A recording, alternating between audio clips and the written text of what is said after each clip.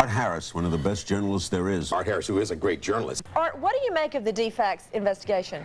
Nancy, my prosecution sources at the time were telling me this report was, quote, not worth the paper it was printed on. The Insider's Emmy-Award winning investigative reporter, Art Harris, obtained the tape of the boy's mother. This mother sounds like a woman who feels she's been brainwashed. Whether that's real or not, on the tape it sounds like she very much believed it. So in her mind, she was in danger. Bloody Nazarene. Across the river I could see a building burning where the Marines had returned fire. It's this charge, the alleged link between the strip club and the mob, that has league officials concerned. It's a long climb up the stairs to the White House press plane, but it's a red carpet all the way. Mrs. Harris pointed her silver Mercedes at her husband. The impact knocked him 25 feet. Then witnesses said she wheeled around and ran over him on the ground, and turned and ran over him again, then whipped around and ran over him a third time. Afterwards, Mrs. Harris said it was an accident. It's almost impossible to comprehend the horror of what went on in this hospital and others like it under Hitler. Imagine if you had a child who wasn't considered perfect.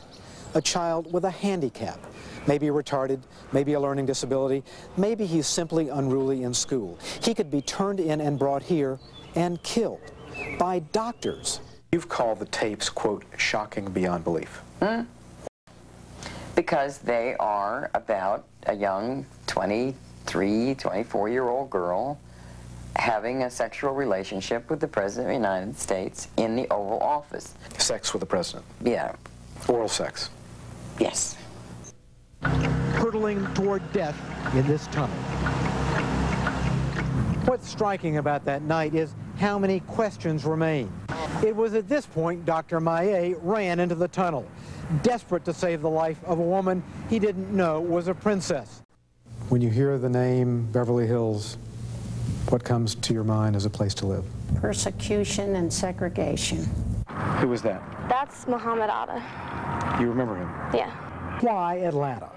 Was it considered a target, or as one expert in counter suggests, a resting place, far enough away from the real targets for hijackers to feel safe? Lots of clues, but no conclusion. Art Harris, CNN, Atlanta.